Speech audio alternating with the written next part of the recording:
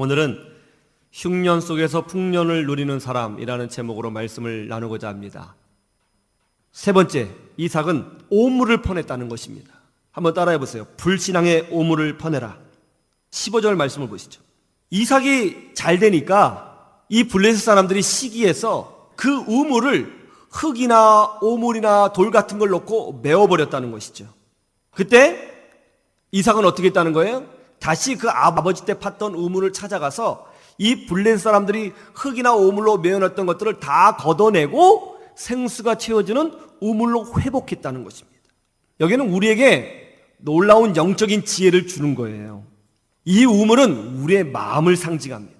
여러분, 마귀는 우리를 무너뜨릴 때 우리의 마음을 오염시킵니다. 거짓으로 오염시키고 거짓을 합리화하게 만들고 그 마음에 부정적인 생각을 두고 분노를 주고 열등감을 주고 미움을 두고 낙심을 주고 불신앙의 오물을 넣어서 우리의 심령을 메꿔버립니다. 우리 삶에 우리나라 경제에 흉년이 왔어요. 그렇다고 해서 우리 마음까지 흉년이 오면 정말 죽는 거예요. 정말 쓰러지는 거예요. 그런데 삶이 힘들고 흉년이 와도 우리 마음에 기쁨이 있고 그것을 이겨낼 힘이 있고 영적인 은혜가 있으면 어떤 위기가 와도 이겨낼 수 있어요. 가정이 회복될 수 있어요. 마음이 중요해. 마음이 조급하고 짜증나고 힘들고 분노하고 흔들리고 열등감에 빠지고 막 그러니까 자살하고 무너지고 스스로 넘어지고 망하는 거예요. 마귀는 끊임없이 우리 영혼의 우물에 오물을 넣습니다. 그거 퍼내야 되는 거예요. 여러분, 영혼이 강건해야 육신이 강건해요. 영혼이 행복해야 삶이 행복해지는 거예요. 우리 애들 보세요.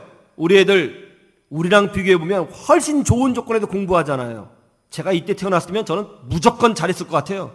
이런 말하면 꼰대입니다. 근데요, 못해요. 더. 왜 그래요? 마음이 혼란스럽거든요. 마귀는 끊임없이 우리 마음에 혼란함을 넣어줘요. 분노를 넣어줘요. 끊임없이 우리 영혼의 우물에 찌꺼기가 끼는 거죠. 이거 퍼내야 되는 거예요. 가만히 내버려 두면 저절로 생수가 나오는 게 아니에요. 퍼내야 되는 거예요. 그럴 때 흉년 중에 100배의 풍년을 누리게 되는 거죠. 우리 영혼에 있는 이 불신앙의 찌꺼기를 퍼내고 미움의 찌꺼기를 퍼내고 거짓의 찌꺼기를 퍼내고 분노의 찌꺼기를 퍼내고 부정적인 생각의 찌꺼기를 퍼내면 자연스럽게 그 안에 은혜의 생수가 채워지게 되어 있습니다. 그러면 풍년을 경험하게 되는 것이죠. 여러분, 하나님이 우리 아버지가 되시는 줄로 믿습니다. 하나님은 여전히 우리를 사랑하시는 줄로 믿습니다. 우리와 함께하여 주시는 줄로 믿습니다. 세상의 환경이 우리를 지배하지 못합니다. 인내하고 참고 믿음으로 전진하면, 기도하고 부르짖으면 주께서 응답하여 주시는 줄로 믿습니다. 그럴 때의 흉년 중에라도 우리 영혼부터 풍년을 경험하는 놀라운 복을 누리게 되는 것이죠. 믿음으로 승리하시기를 주님의 이름으로 축원합니다. 팀 체딕이라고 하는 목사님이 있어요. 이분이 목사님 아들로 태어났거든요.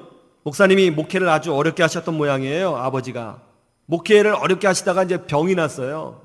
목사님들 중에 그런 분 많아요. 작은 교회 평생 목회하시다가 병 나신 분들.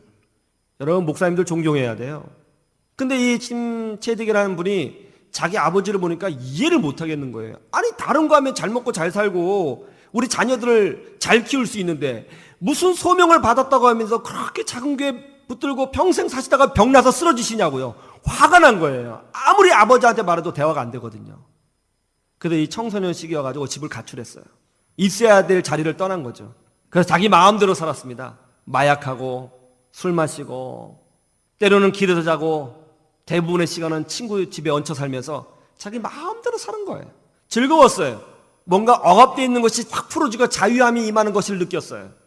친구도 많았습니다. 그러다 어느 날 자기가 정말 믿고 의지하는 그런 친구가 있는데 그 친구 굉장히 괜찮아 보이는 친구였거든요. 근데 그 친구가 자살한 거예요. 충격을 받았습니다. 아니, 그 친구는 정말 자살할 친구가 아니거든요. 똑똑하고요. 굉장히 쾌활했고요. 뭔가 다른 사람들에게 위안을 주는 그런 좋은 친구였어요. 근데 그 사람이 자살한 거예요.